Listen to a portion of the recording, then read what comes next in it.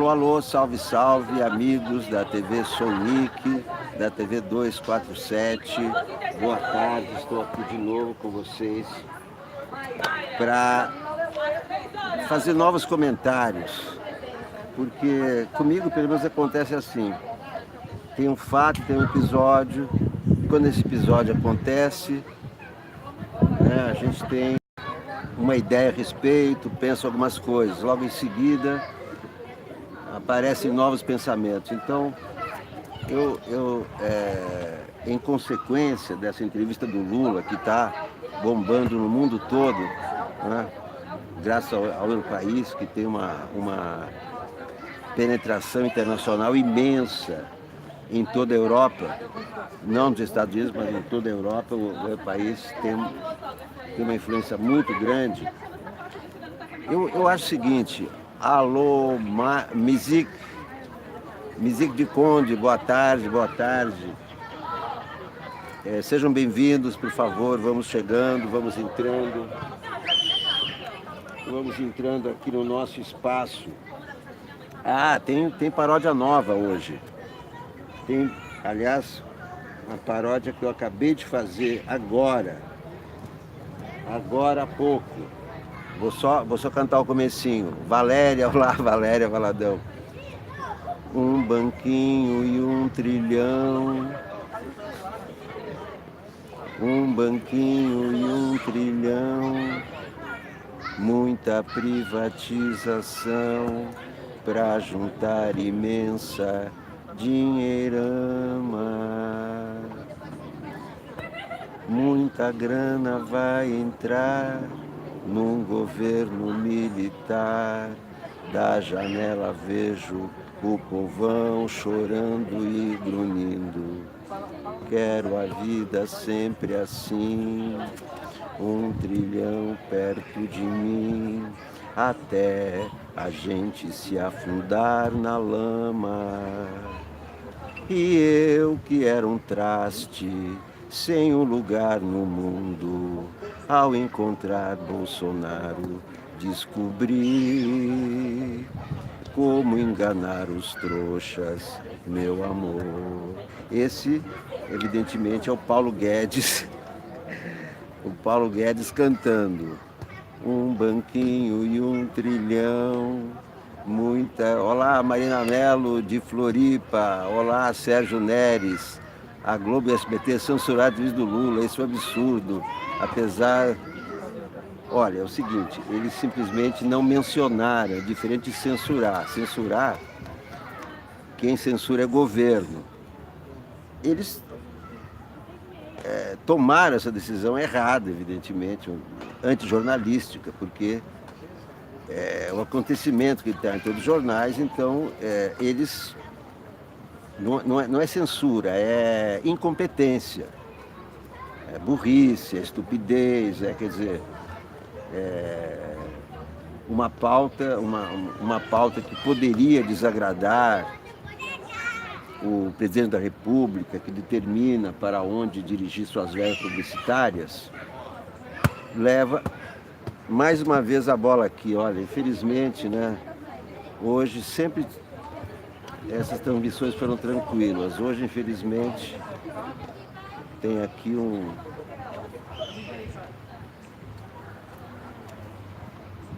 cidadão aqui jogando futebol, o que não pode, eu já avisei a ele, não pode jogar futebol aqui. E tem uma placa dizendo, ele falou, mas muita coisa proibida que as pessoas fazem, e continua jogando bola. Ah não, agora resolveu ir embora. Muito bem, então é o seguinte, eu acho que a minha conclusão dessa entrevista do Lula é o seguinte, o Mourão devia visitar o Lula para agradecer as palavras dele. Seria um gesto civilizado, é assim que funciona numa democracia. Vai lá, agradece ao Lula e etc. É um gesto de civilidade, é um gesto entre seres humanos, não importa que pensem diferente, é claro que pensem diferente, mas já vimos tantas vezes pessoas que pensam diferente apertarem as mãos, como na África do Sul, com Mandela e Leclerc. Leclerc era um racista, mas o Mandela teve uma hora que chegou lá e apertou a mão do Leclerc. Eu acho que seria importante. O Mourão é vice, seria um gesto político maravilhoso, uma mensagem maravilhosa para o país, de pacificação, de entendimento. O Lula disse na entrevista dele: quero conversar com os militares quando eu sair daqui. Não precisa sair daqui. Pode conversar já. Tenho certeza que o Lula vai receber com muita gentileza, como é do feitio dele, o general Hamilton Mourão. E se o general Hamilton Mourão realmente está nessa missão de pacificar o país, de ser o contraponto, de mostrar que não é tudo um hospício, ele poderia fazer isso. E justamente por isso que eu coloquei na capa desse programa, isso aqui, o Bar Brasil. Bar Brasil era uma historinha em quadrinhos que eu fazia com o Paulo Caruso, na revista Senhor, era a última parte da revista Senhor. Em plena ditadura, 1981. Isso, quem pediu uma história em quadrinhos foi o Tarso de Castro. Mas nós começamos a publicar na Careta, em 1981, exatamente. Depois que acabou a Careta, passou para a revista Senhor. E foi assim, a gente estava no botequinho ali da Lapa de Baixo, aqui em São Paulo, o Tarso tomando uma vodka às 11 da manhã, Paulo Caruso e eu. Eu tinha acabado de conhecer o Paulo Caruso, Não tinha acabado de conhecer o Paulo Caruso, já conhecia o Paulo Caruso, claro. Bom, a gente estava ali e tal, porque a gente já fazia historinha em quadrinho para status. O Tarso falou o seguinte: queria que vocês criassem aí uma última página da Careta. Uma última página, uma história de uma página. Não, mas quando ela começou eram 2 páginas. Daí a gente conversando ali mesmo, surgiu a ideia. O Paulo Caruso deu o nome, Bar Brasil. A gente estava no bar mesmo, então seria um bar, o Bar Brasil. E qual é o conceito do Bar Brasil? Por que o Bar Brasil? E aí eu dei o conceito, porque só nesse bar a situação e a oposição se encontrava, quer dizer, os militares se encontravam com os civis. E era em plena ditadura. O dono do Bar Brasil era o Figueiredo, que era o general, que estava ali, o ditador. Os garçons eram os ministros dele. E os clientes eram os deputados, o Ulisses Guimarães e tal. E era o único lugar onde a oposição e situação se encontrava. Eu lembrei exatamente do Bar Brasil, quando eu li o Lula dizer: quero conversar com os militares. Quero conversar com os militares. Por que eles têm ódio do PT? Estão achando que o PT vai fazer o quê? Uma revolução comunista? Não tem nada disso. O PT só quer resolver os problemas da população de uma forma melhor, né? Mais igualdade. Isso vai ser bom para todos, como foi bom no governo Lula. Esse clima hostil é que não faz bem ao país. Não traz nada de bom. Nem financeiramente, nem espiritualmente, nem culturalmente, nada. Não acrescenta nada. Eu acho que seria um gesto, sabe? O Mourão vai lá na Polícia Federal, cumprimenta o Lula, diz: olha, Lula, é o seguinte, você foi um presidente da República, você também ajudou a construir, porque é essa noção que os brasileiros perdem. O país foi sendo construído por todos. O Lula construiu esse país durante 8 anos, não tem como negar. Estão lá as estatísticas, estão lá as matérias dos jornais, está lá tudo que o Lula acertou. E que também errou, mas acertou muita coisa. Eu acho que O Mourão tem tudo para ir lá, tem peito, tem. Ele não é um general, não é um cara durão e tal. Vai lá e diz, olha, Lula, muito obrigado pelo que você fez nos teus dois governos e tal. Sinto muito que você esteja aqui. Isso vai passar logo, etc, etc.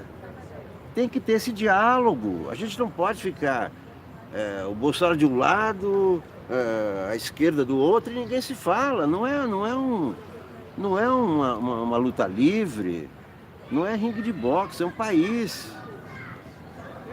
Tem que se entender. Você não precisa ser amigo do Mourão para receber o Mourão lá. A deputada do PCdoB foi visitar o Mourão, Perpétua de Almeida, ela não precisa sair do partido dela para cumprimentar o Mourão, discutir os assuntos lá da terra dela com o Mourão. Então, isso que nós fizemos durante a ditadura, o Bar Brasil, era isso. É o encontro, olha, o Antônio Carlos Magalhães. Não, se bem que aqui, desculpe, vocês estão vendo o Sarney, estão estranhando eu falando do Figueiredo. É porque isso foi quando o Sarney assumiu. Nós começamos com o Figueiredo, em 1981. Então, o Figueiredo era o dono do bar, tinha os ministros dele e tal. Mas aí já é o Bar Brasil na Nova República, depois que o Sarney assumiu, olha os ministros dele. Antônio Carlos Magalhães, Pazianotto, João Sayad, Dilson Funaro. Então, aqui já é o Brasil na Nova República. Isso foi o nosso segundo livro.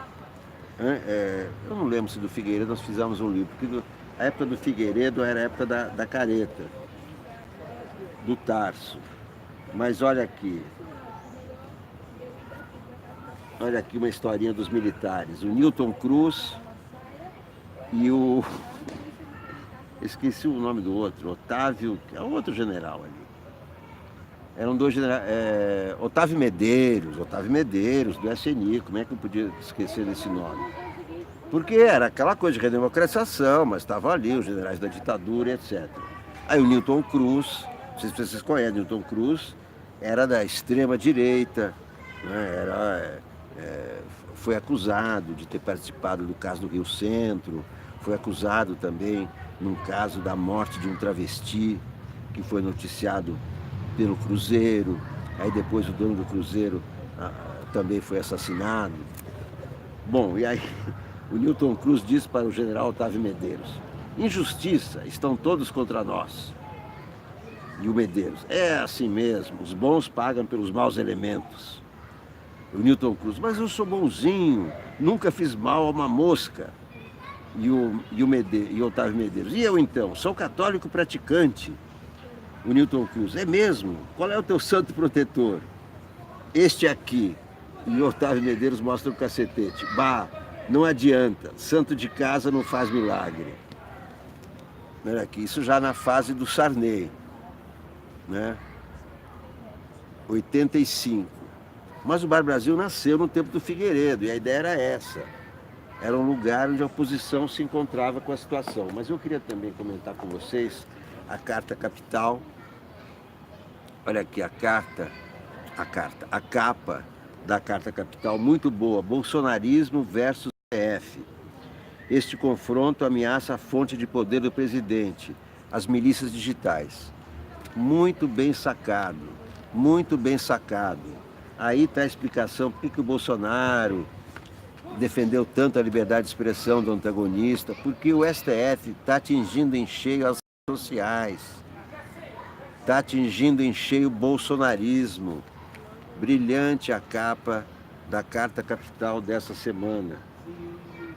Esse confronto ameaça a fonte de poder do presidente, as milícias digitais. Capa com fundo branco é o melhor que tem, não tem capa melhor do que fundo branco. Muito boa essa chamada de capa. Deixa eu ver se é a matéria, o editorial do Mino. Não, é matéria do André Barrocal. Milícias digitais na mira. Eleito graças às redes sociais, Bolsonaro corre o risco do enfraquecimento da sua arma por obra do tudo ou nada do STF contra o bolsonarismo, que o encurrala em aliança com a Lava Jato. Muito interessante esse enfoque. Não tinha visto ainda esse enfoque. Muito interessante.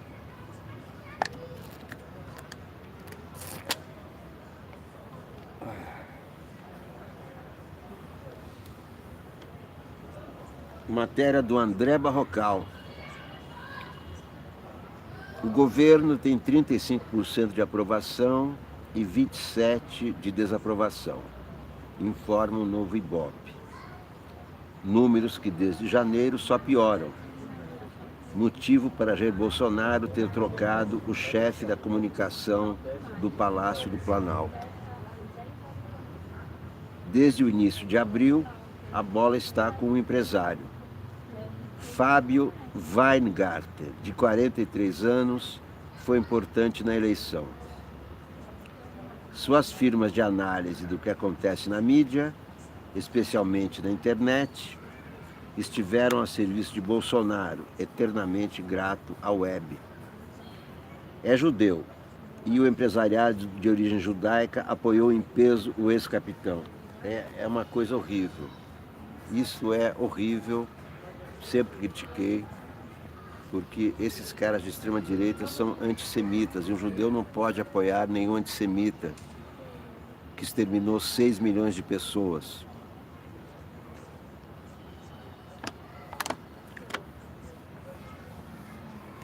Isso é lamentável, é um equívoco, mas é um equívoco imenso, trágico, inaceitável.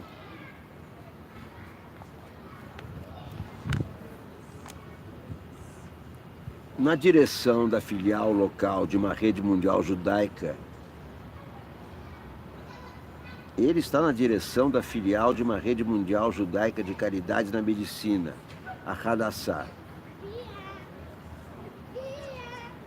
Não entendi. A partir de 2016, estreitou laços com Bolsonaro. Ah, tá. É esse mesmo. E deste com judeus. Colaborou para aproximar o ex-capitão de homens de negócio em geral, não importa a religião. Em agosto de 2018, organizou um café da manhã secreto em São Paulo, do então candidato, com uns 60 endinheirados. Que coisa lamentável. Bolsonaro agora espera um milagre propagandístico de seu colaborador para convencer o povo a engolir a reforma da Previdência e dessa maneira facilitar a aprovação dela no Congresso. Será que Weingarten se revelará um salvador? Não um salvador, mas um pepino? O risco está na guerra contra o bolsonarismo aberta por um grupo do Supremo Tribunal Federal. O presidente do STF, Dias Toffoli, suspeita de um complô movido à grana para desmoralizar a corte e que funciona através de milícias nas redes sociais, WhatsApp e Facebook.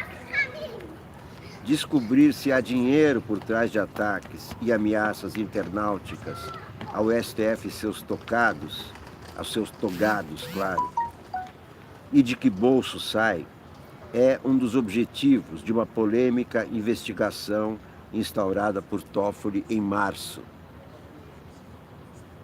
Ao valor de 18 de abril, o juiz foi além-mar. Aspas. Temos que saber se não há interesses internacionais por trás disso, de desestabilizar as instituições. Interesses nada republicanos. O inquérito foi entregue a outro togado desconfiado. Alexandre de Moraes acha que o WhatsApp e Twitter têm sido usados em campanhas de ódio para atingir o tribunal, por meio de uma rede de robôs, aspas, que alguém paga, alguém financia por algum motivo. Robôs, instrumentos capazes de espalhar conteúdo virtual. Na terça-feira 23, em Lisboa, onde participou de um evento do IDP, o seu instituto, a empresa do colega de STF Gilmar Mendes, disse que apurar ofensas ao tribunal seria muito pouco. O que se investiga São ameaças graves, feitas inclusive na Deep Web, a internet profunda. As milícias digitais são bolsonaristas, a fonte do poder e da popularidade do ex-capitão. É a estaca do vampiro. Se enfiar a estaca no coração, se acabar com as redes sociais, se minar as redes sociais sujas do Bolsonaro, ele também murcha junto. Para o bolsonarismo, o STF é inimigo ideológico. O guru da turma, Olavo de Carvalho, aquele a quem o presidente chama de grande inspirador, acha o tribunal uma barreira ao avanço da extrema-direita. Já dedicou uma de suas aulas pela internet a malhar o Judas Supremo.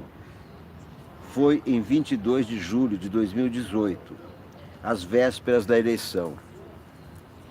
Teorizou que o judiciário é usado no mundo pela esquerda para tomar o poder.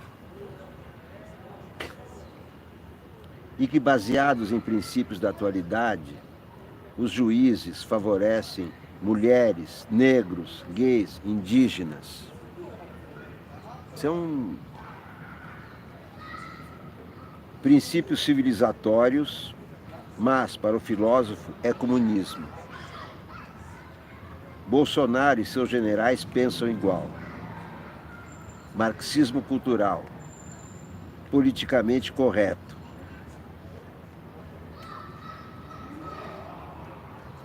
Será que os generais pensam igual?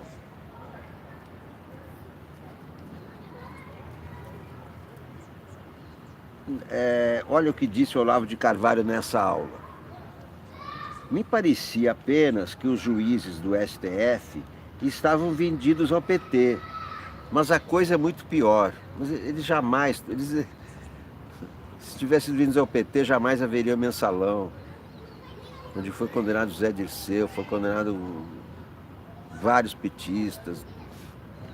Isso não tem nada a ver com a verdade. Me parecia apenas que os juízes do STF estavam vendidos ao PT, mas a coisa é muito pior. O esquema de apropriação do país pela Suprema Corte já está em avançada fase de realização. E nós temos alguns meses para reagir contra isso. É urgente. Está aí a origem dos ataques ao STF e por que diz Dias Toffoli que partem de fora do país. Umas semanas antes, ele despontara no canal do YouTube da jornalista Joyce Hasselmann, eleita deputada por São Paulo pelo PSL, o partido do presidente e dos laranjas, hoje líder do governo no Congresso. E concordou com Joyce. O Supremo é o inimigo público número 1. É o contrário, é o defensor público número 1. É o amigo público número 1. Ao contrário do que diz esse astrólogo que mora nos Estados Unidos, tem um rifle do seu lado e que não mora no Brasil, fica dando palpite nos assuntos brasileiros.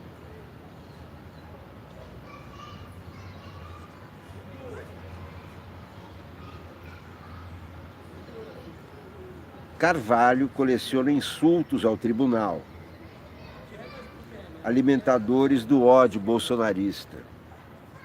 Em abril de 2015, escreveu no Facebook: enquanto houver um só juiz do STF à solta, ninguém se sentirá protegido contra o crime.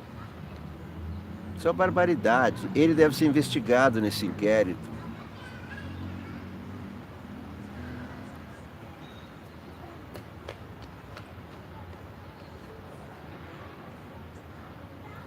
Em dezembro daquele ano, no Twitter, escreveu Olavo de Carvalho: STF igual, são todos filhos da puta. Isso é Olavo de Carvalho. Em maio de 2016, na mesma rede social, os juízes do STF só farão a coisa certa se forem aterrorizados pela população. Eu não sabia disso. E ele deve ser o investigado número 1 desse inquérito do STF.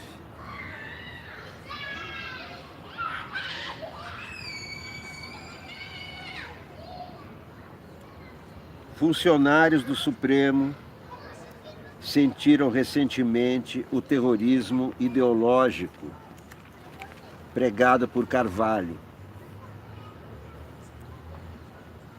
Foi em fevereiro, quando começou o julgamento de uma ação sobre homofobia, movida em 2013 pelo Partido Cidadania, novo nome do PPS.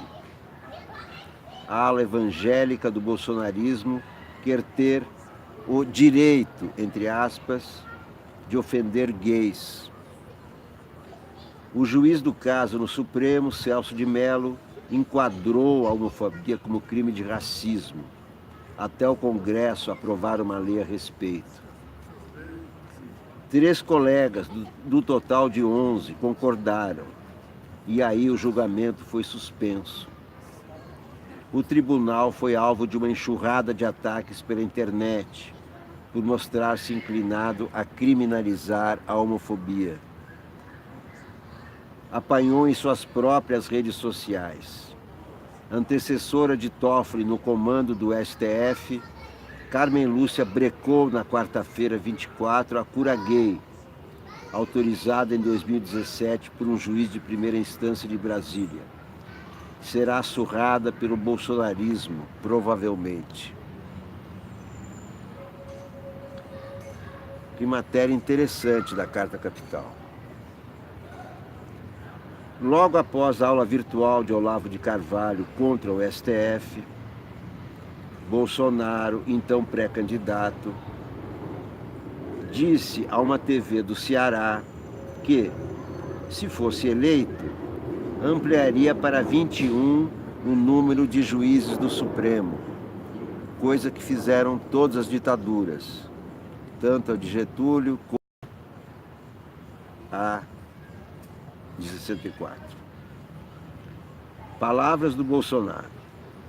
É uma maneira de você colocar 10 isentos lá dentro, porque da forma como eles têm decidido as questões nacionais, nós realmente não podemos sequer sonhar em mudar o destino do Brasil. Só mentira, só lorota, só enganação. Tradução. Agora volta o André Barrocal.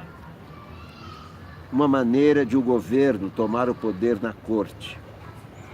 Por aqueles dias, Eduardo Bolsonaro rangia os dentes contra o STF. Em uma aula de cursinho no Paraná, o filho 03 do presidente afirmava que bastavam um soldado e um cabo para fechar o tribunal e que ninguém sairia às ruas em defesa dos juízes. Em um debate na Câmara, dizia, então, a mirar a vitória eleitoral do pai: eu acredito que caso o próximo presidente venha tomar medidas e aprovar projetos que sejam contrários ao gosto desse Supremo, eles vão declarar inconstitucional. E aqui a gente não vai se dobrar a eles, não.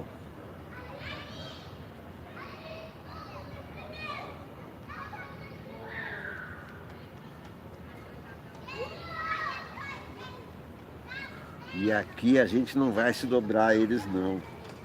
Bravata do filho 03. Eduardo esteve dias atrás na Hungria, país governado também pela extrema-direita.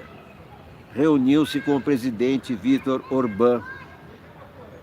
Este tem tido problemas na União Europeia devido ao trato dispensado ao judiciário. Reeleito em 2018, com uma maioria mais folgada no parlamento, Orbán aprovou em dezembro uma lei a criar um Supremo paralelo. Este julgará casos de interesse do governo. Coisas como corrupção, eleições e protestos de rua. Será composto por indicados do Ministério da Justiça. O clã Bolsonaro deve estar com inveja. Imagina, pintar, bordar e ser julgado pelos amigos. Há outras ideias heterodoxas do bolsonarismo para controlar o STF.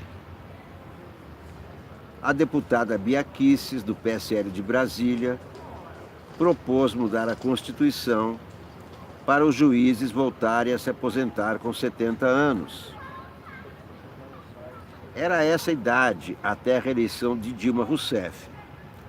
Daí Gilmar Mendes e o ex-deputado Eduardo Cunha agiram para esticar até 75, a fim de impedir a petista de indicar mais gente ao Supremo. Bia quer o contrário, que Bolsonaro indique mais 4, não 2.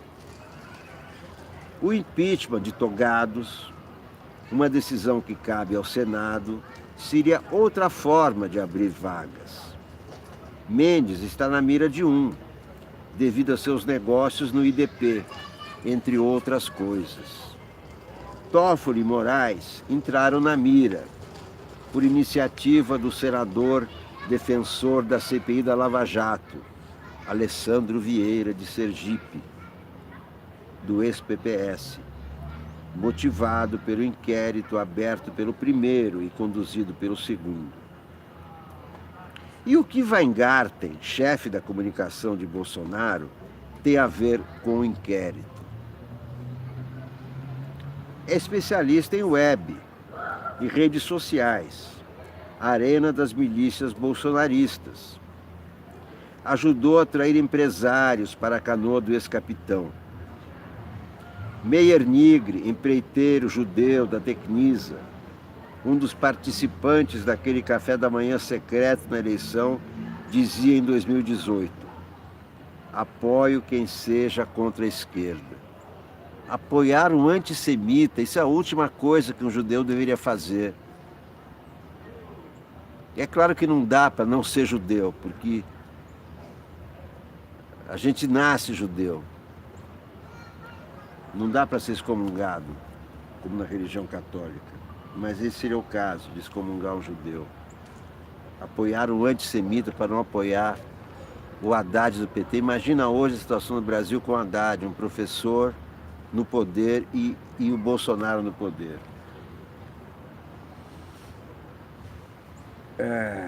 O Brasil... outra frase do Meyer Nigre. O Brasil é um país socialista, está impossível para os empresários. Meu Deus do céu. Um desses endinheirados bolsonaristas, Luciano Hang, da rede de lojas Avan, tirou grana do bolso pelo ex-capitão, embora doações patronais fossem proibidas. Agiu na internet, financiou a disseminação de conteúdo pró-Bolsonaro no Facebook. A lei proíbe propaganda paga na web, mesmo por pessoa física.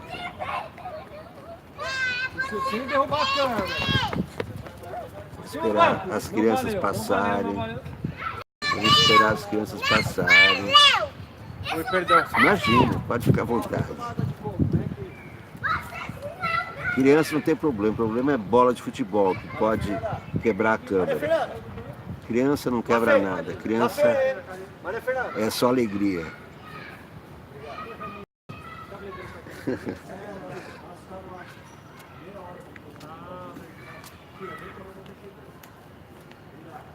O tucano Geraldo Alckmin acionou o Tribunal Superior Eleitoral contra Hang e Bolsonaro.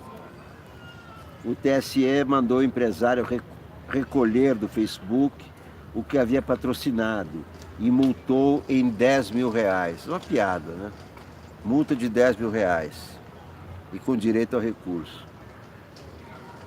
Além de especialista em mídia digital e de ser capaz de mobilizar empresários dispostos a ajudar Bolsonaro financeiramente, A origem judaica de Weingarten pode ter facilitado a montagem de redes de robôs na internet e no WhatsApp.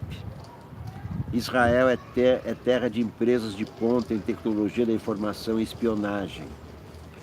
Uma ex-autoridade do governo Temer na seara internacional jura que Weingarten e Eduardo Bolsonaro têm relações com empresas israelenses e que essas relações foram usadas na campanha. Será? Pergunta André Barrocal. Know-how eleitoral. Certo tipo de firma israelense tem. Mas parece que foi tudo a coisa do Steve Bannon, não vi nada de israelense. Em outubro, mas é verdade que o Israel é um país de ponta em tecnologia da informação. Eu tenho um sobrinho meu que mora em Israel, que há muitos anos criou um sistema que hoje é usado pela Netflix. Chamava-se Concierge e fez em Israel. Não era ainda o sistema perfeito é o da Netflix, mas ele começou. E é um garoto, 20 e poucos anos.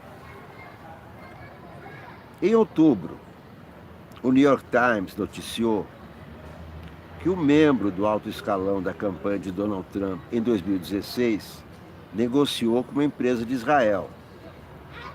Rick Gates queria ajuda para Trump ser escolhido candidato do Partido Republicano e para depois bater o rival do Partido Democrata. Encomendou uma proposta à Psi Group, composta por aposentados do serviço secreto israelense, um dos melhores do mundo. A Psi propôs criar identidades online falsas, manipular redes sociais da web e arranjar informações sobre adversários. Tudo feito por veteranos oficiais de inteligência. Preço: $3 milhões. Não houve acordo, mas a negociação foi descoberta pelo procurador especial Robert Mueller, em meio à investigação que assombra o ídolo de Bolsonaro. Trump avisou na quarta-feira, dia 24, se os democratas tentarem o impeachment, eu primeiramente me dirigiria à Suprema Corte.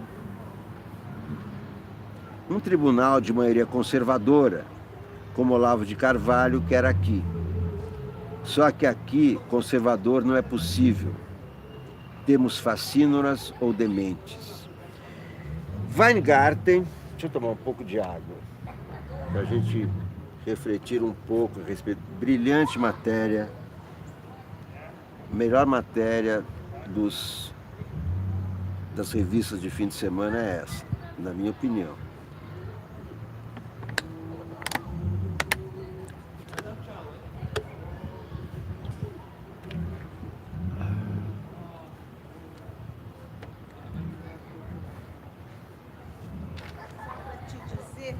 Weingarten. Oi. Só para te dizer que é um oásis existir vocês. Ah, não digo. Você, o Que Paulo isso? Leite, a Gisele, o pessoal de outros blogs. Por favor, mas chega mais um pouco pra cá, porque assim as pessoas não escutam. Ai, eu tenho Por fa... vergonha. Não, que isso, por favor. Não, é só para Queria te falar. agradecer. Só assim. Olha aqui. E você, tudo bem aí? Falar Tudo bem? Puxa. o quanto vocês oxigenam a vida da gente Imagina que... nessa situação que a gente se encontra. Então, só assim, agradecendo mesmo. Deixa eu mostrar você aqui, Silvia. Eu Silvia. que agradeço por você ter se incomodado de vir até aqui. Imagina, eu já Só pra tinha dizer visto isso. você ali, eu falei, meu Deus, olha lá, são pessoas especiais hoje, né? Vocês se tornaram especiais, porque na situação atual A aqui, a esperança gente... desses tempos tão difíceis que o Brasil está passando. Eu nunca pensei, na minha idade, ver o que eu tô vendo. De novo, né? De novo, e pior, eu diria, né? Por um lado, não por outro, mas é o caminho para o outro também. É. Se a gente deixar, nós vamos chegar no outro. Claro. Não, é muito pior. Nada porque... começou tão imbecil assim, vamos Pois lá. é, não, então... Nada começou tão pobrinho assim, Não, né? não tinha, Tinha então. mais glamour, né? A gente podia ser... era mais fácil ser enganado, né? Hoje eu não admito as pessoas se enganarem. Mas Patológico. eu estou lendo exatamente sobre isso, ó. Uhum. Olha o que é. É o celular. Aonde que eles fazem todo o estrago? As pessoas hoje dormem com o celular. É impressionante. Você vai no... E tem várias... A matéria sobre por que o STF está nessa briga com esses insultos. Esses insultos partem dos bolsonaristas. Com certeza. Partem do Olavo de Carvalho.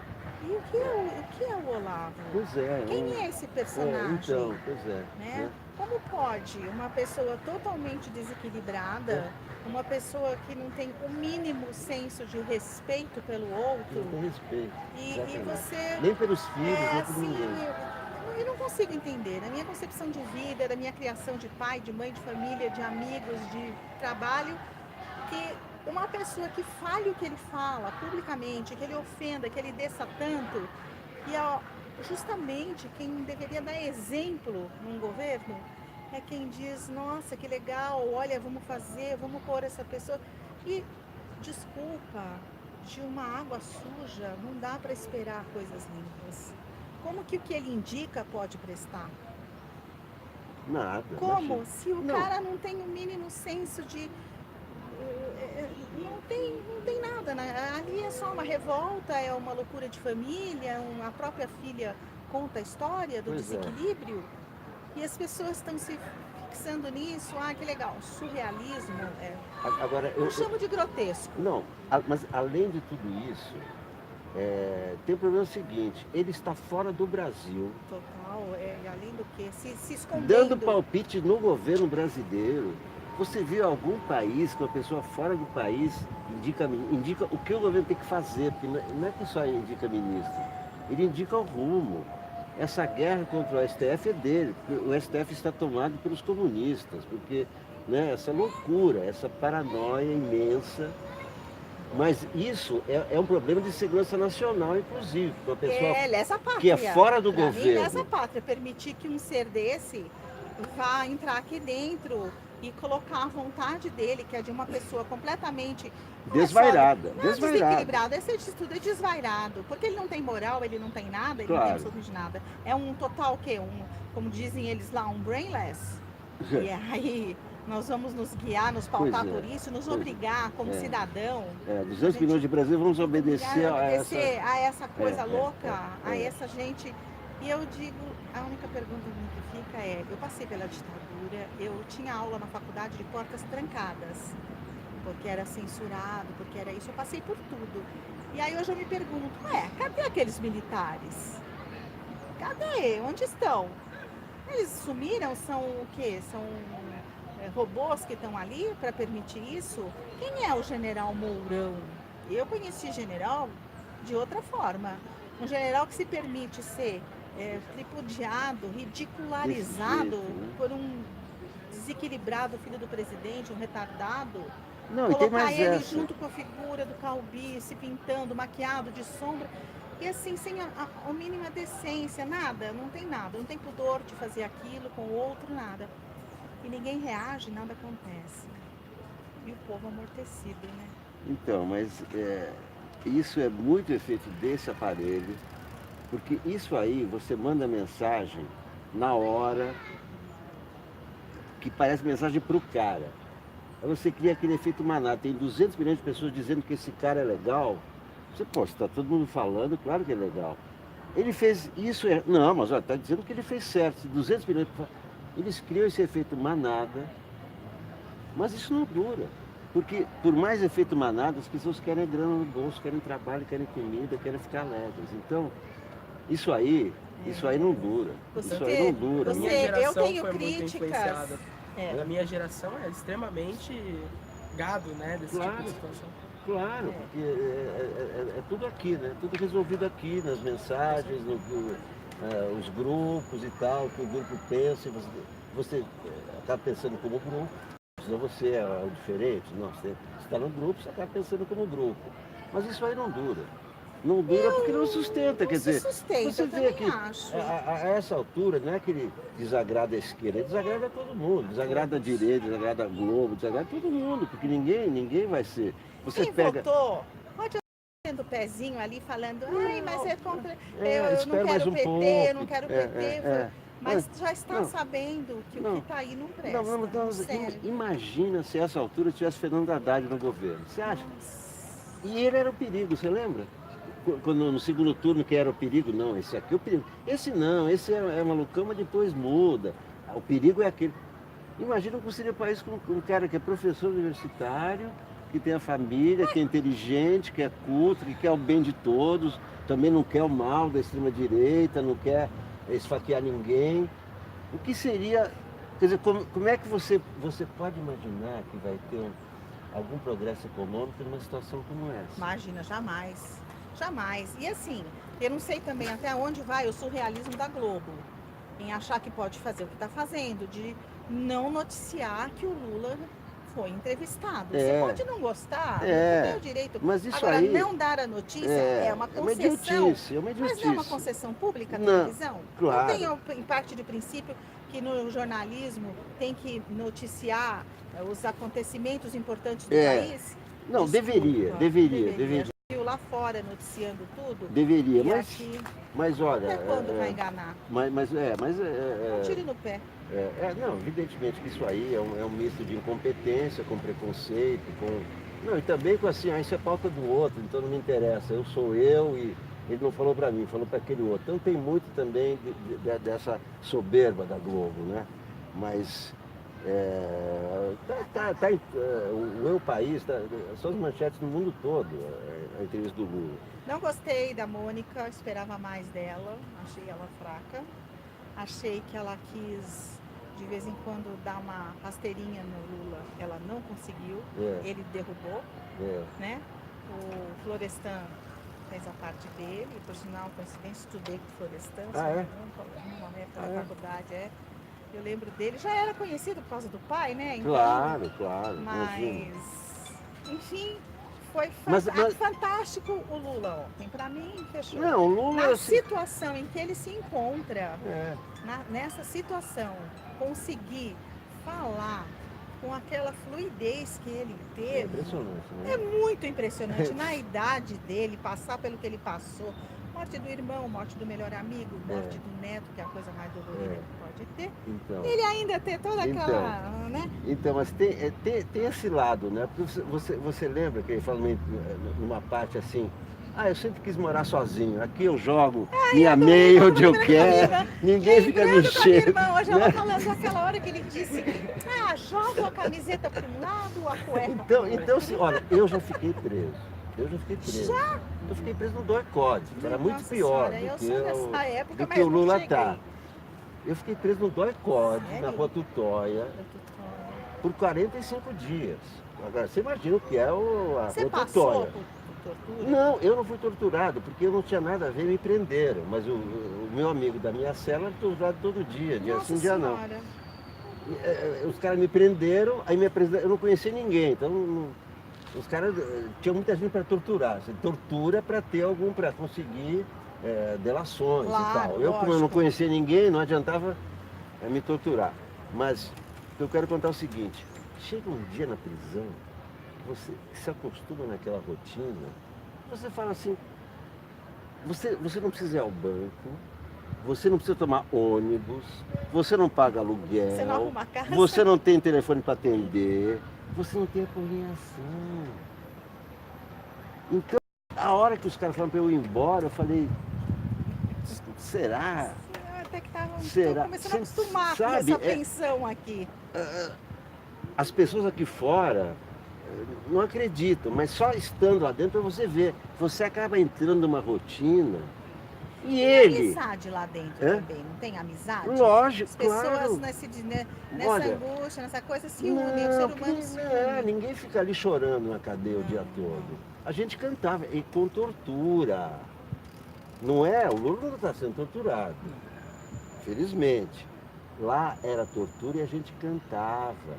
E a gente conversava com o carcereiro. Tratava bem o carcereiro. Você entendeu? Então, Então tem toda uma vida dentro, ali dentro, claro. que você acaba entrando na rotina. Então é como ele diz, pô, eu tô lá, jogo minha meia e tal, não sei o quê, até, não sei se a Mônica ou o professor pergunta, mas você lava a sua Ah, roupa? foi a Mônica. Como é que vai lavar a roupa? Aonde? Não, Na foi pia bobo. do banheiro? Você lava a Mas sua eu roupa? acho que ela falou Claro que aquilo não. para lembrar aquela bobagem, aquela demagogia do Bolsonaro que apareceu lavando roupa. Claro, ele lava a roupa e depois pega o cartão, Lava a roupa. o cartão da presidência e gasta 1 milhão. Imagina. Tá, me dá licença, Imagina, né? lavar Palhaço, roupa. palhaço. Então o Lula tá assim, tá num quarto, né? Tá com a televisão dele para ver os jogos, tá lá os livros para ele ler, vem o advogado, leva os lero, manda buscar uma comida, você acaba entrando numa Ele deve ter muita rotina. visita, né? Acho que eles não deixam ele tão sozinho. Acho que Não, advogado é todo dia. todo dia, acho que não largam ele sozinho. Não, só no fim de semana. Mas aí também, um cara como o Lula, ele solto, você imagina quantas pessoas procuram o cara por dia. Né? Dá pra imaginar, tá deve ser certo? uma loucura. Ô Lula, tem um cara que nos falou, até a fulana, você lembra daqui? E o teu irmão, e a tua filha e o neto. Então, tem isso, eu noto que lá, ele tá na dele, entendeu? Tá lendo e tal. Tararã. Não, Você entendeu? A Então, postura por dele isso que eu ontem acho foi que. muito linda, Por, foi por isso que eu altiva, acho né? que aqui fora as pessoas estão muito mais ansiosas, assim, libertar o Lula do que ele. Eu falei assim, não, tô aqui, tô bem. Eu vou confessar. Entendeu? Os caras me pela trazem primeira vez comida. eu sim, me senti vendo o Coringão. envolvida. Você Pois entendeu? Eu vejo. Não, aí esse é o problema, porque ele está no Paraná e não passa. Não, mas agora vai passar porque é brasileirão. É, pronto. brasileirão, Por isso que ele passa. estava contente. Então. Mas isso foi bom que você está me contando, você me deu um alívio, porque Mas é. eu me sinto mal.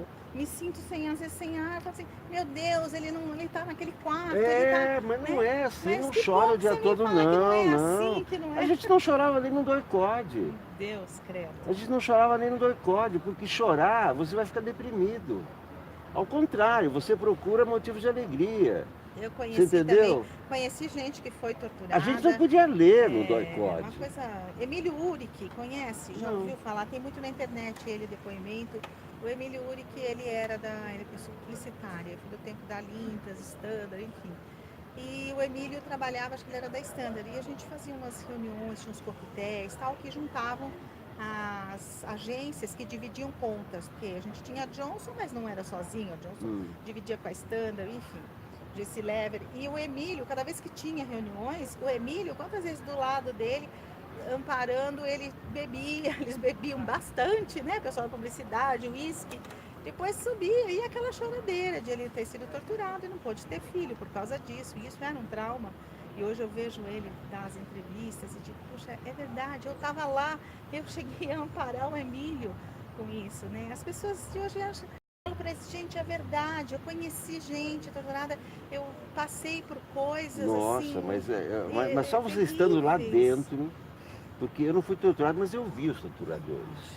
Pois é, Eu não vi, cheguei eu a ouvi, tanto. e é incrível, porque são realmente monstros. Eles fazem aquele papel de monstros lá dentro.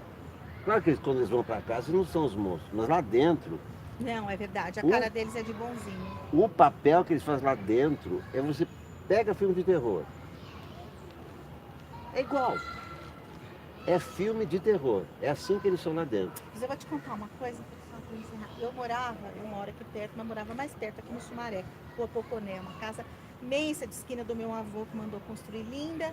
E pertinho da praça tinha a Hebe Camargo, a casa da Hebe, e do lado da casa da Hebe, eu tenho mais uma casa muito lindinha, que tinha portãozinho branco tal, com um tijolinho à vista, uma casa muito linda, tipo americana. E eu tinha uns 13 anos, vinha vindo do colégio e vi aquela tumulto de televisão, muito curiosa. Cheguei perto, quis ver. Quando eu vi, eu fiquei assustada, vi aquele vizinho, o Capitão Chandler, no chão, todo metralhado. Eu tinha 13 anos e fiquei assim na cara. Fiquei muito chocada. Cheguei em casa e falei, mãe, mataram o Capitão Chandler. E foi aquela coisa, porque a gente achava o menininho, filho dele bonitinho, a gente andava na praça. Muitos anos depois, já morando pra cá, com Caiová, lendo o livro acho que é do Enfio, se eu não me engano, o livro do Enfio, acho que é Pitarati, uma coisa assim, lendo o livro, conta, relata, e chega no senhor Capitão Chandler, que veio dos Estados Unidos, contratado para dar aulas de tortura. E aí acabou a minha dor do vizinho morto. Eu disse, tive o prazer de ver este miserável morto. E no vocês chão. conheciam, cara? A gente conhecia de bom dia, boa tarde. Bom, lógico, vizinhos. vizinho, né? Nunca podia imaginar que aquele homem sóbrio, aquela criança bonitinha, aquela família, escondia era isso, contratado para ensinar as piores técnicas de tortura. E eu disse, verdade. Nossa, foi tarde. Pois é. Mas é isso, meu filho, vamos continuar lutando. Eu vou berrando no Facebook, onde eu puder. Não, eu tenho medo hoje de ir pra rua, sinceramente, não dá pra sair correndo assim, ter essa. O negócio tá pesado, Claro, né? claro. Tá muito pesado. Fui já, né? Já participei fiz minha parte. Mas precisa movimento agora, precisa mobilização, né? Enfim. A gente quer o bem do país, quer o bem do povo, né? O bem nosso também. E é isso. Fala pro seu Paulo Leite, que eu adoro, amo de paixão, ele é bárbaro, adoro. Adoro o programa de vocês, adoro você. Lembro quando você fazia década de 80, toda a parte de jornalismo, de todos os trabalhos, e enfim, muito bacana. Parabéns, e a gente está precisando de muita gente assim. Obrigado. Beijão. Obrigado. Tchau. Olha só que beleza.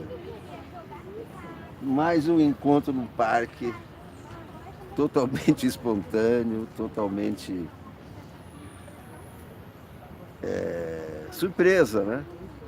Uma surpresa encontrar pessoas que contam histórias, que têm ideias, que têm uma vida vibrante, tem um passado maravilhoso, um futuro, apesar de tudo, a mãe e o filho aqui no parque. Bom, eu estava aqui na matéria do André Barrocal, mas eu acho que já deu, né? O mais importante já li para vocês. O que eu queria ler é o editorial do Mino Carta. O Mino Carta é o cara que melhor escreve no jornalismo brasileiro.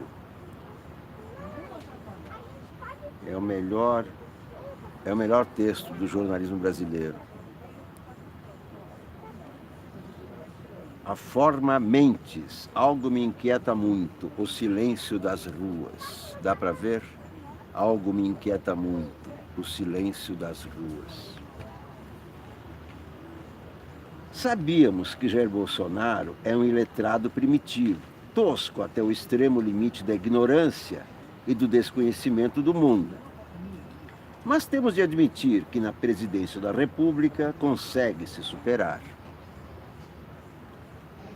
Quanto aos filhos, as três cabeças do Cérbero do nosso inferno, sabíamos seguir os passos paternos, com a obsessiva disposição a empunharem armas leves e pesadas e a simpatia declarada por torturadores do passado e as gangues do presente, ditas milícias. Eles também conseguem superar-se. Quem os orienta é autor de um livro intitulado O Mínimo que Você Precisa Saber para Não Ser um Idiota.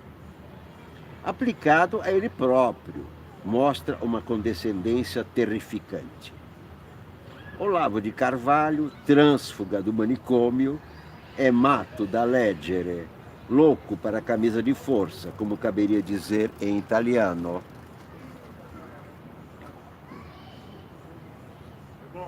Isso também era do conhecimento até do mundo mineral. Mas reencontrá-lo hoje, como ideólogo do bolsonarismo, diz tudo a respeito da situação de absoluta demência em que o país precipita. A ilustrar melhor a personalidade do astrólogo.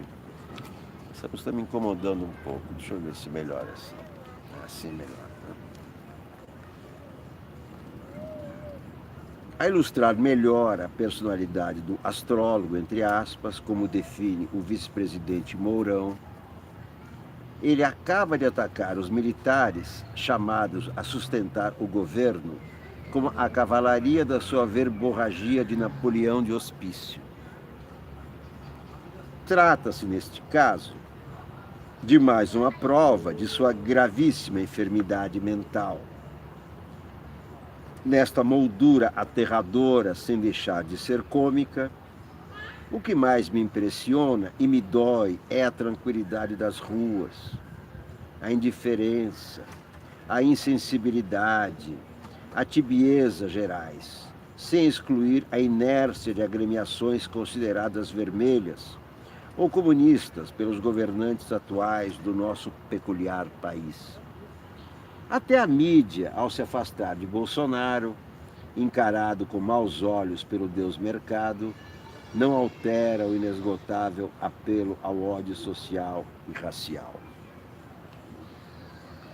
A pantomima encenada pelo STJ ao manter sua colher prepotente no caldeirão do julgamento de Lula confirma que a prisão do ex-presidente é o único motivo de união entre os envolvidos no golpe, que começa pelo impeachment de Dilma Rousseff e deságua na eleição de Bolsonaro, e eleva Sérgio Moro à condição de Deus ex machina da operação encomendada por Tio Sam, no momento descabelado debaixo da cartola.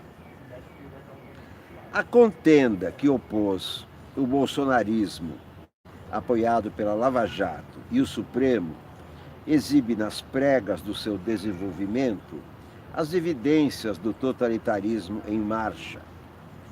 Se o conge de Dona Rosângela é o vilão Mor, a tanto merece ser alçado graças à conivência criminosa do STF, partícipe fatal do golpe de fio a pavio.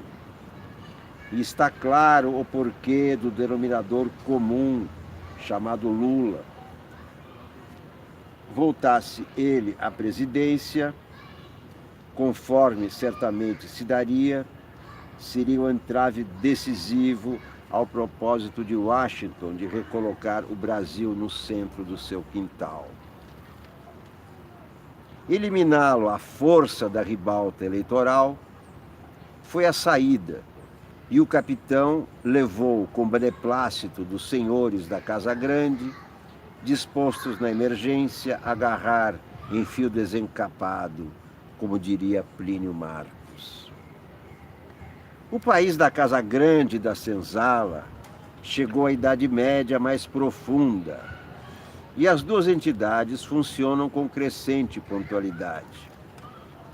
Belos versos escreveu Orestes Barbosa. A porta do barraco era sem trinco, e a lua, furando o nosso zinco, salpicava de estrelas nosso chão, e tu pisavas nos astros distraído. E lá vem a punhalada instigada pelo senhor feudal, sem saber que a aventura desta vida é o barraco, a cabrocha e o violão. Quando adolescente, me irritava a cantoria. Mangueira, teu cenário é uma beleza. Visto de qual ângulo, cara pálida? O que me inquieta, na zona miasmática, situada entre o fígado e a alma, é a forma mentes a nutrir tanta inércia e tanta resignação, como se a desigualdade estivesse escrita nas estrelas. Penso nos condimentos da receita. A crença na ginga incomparável, na molemolência, na picardia matreira, e também no passa-moleque, no levar vantagem, no golpismo miúdo e graúdo, no maldito jeitinho. Acrescentem um sorriso de superioridade do sambista e do futebolista e a convicção de que a glória da pátria amada, idolatrada, salve, salve, está no gramado e no batuque carnavalesco, fadada a encantar o mundo. Ao cabo de 519 anos de existência, insuficientes nas nossas plagas para criar uma nação, estamos aí a padecer, Bolsonaro na cabeça, enquanto o povo, quase sempre abandonado, porque haveria de iluminá-lo, trafega pelo limbo.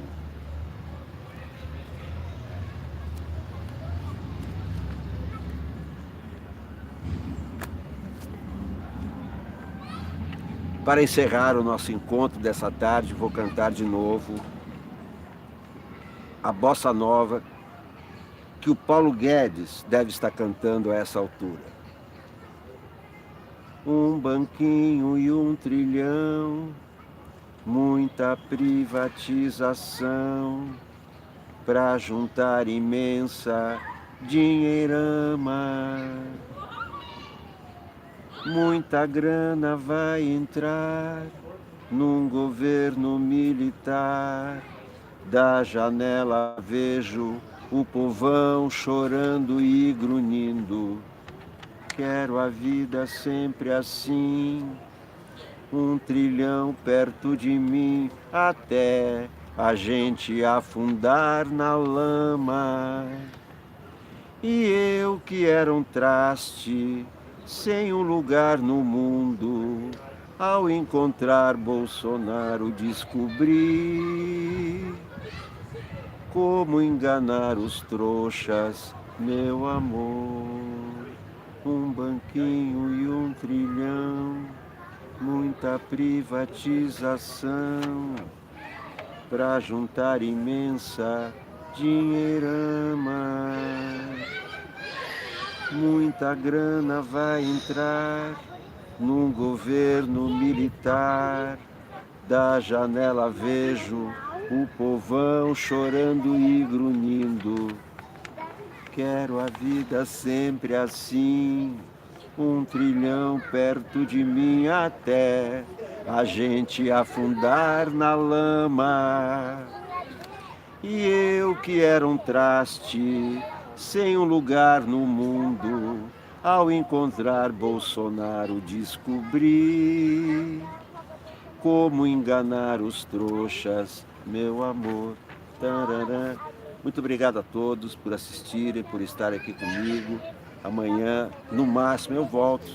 Se acontecer alguma coisa ou se pintar uma nova marchinha, muito obrigado, Maria Finker. Muito obrigado, Maria Finker.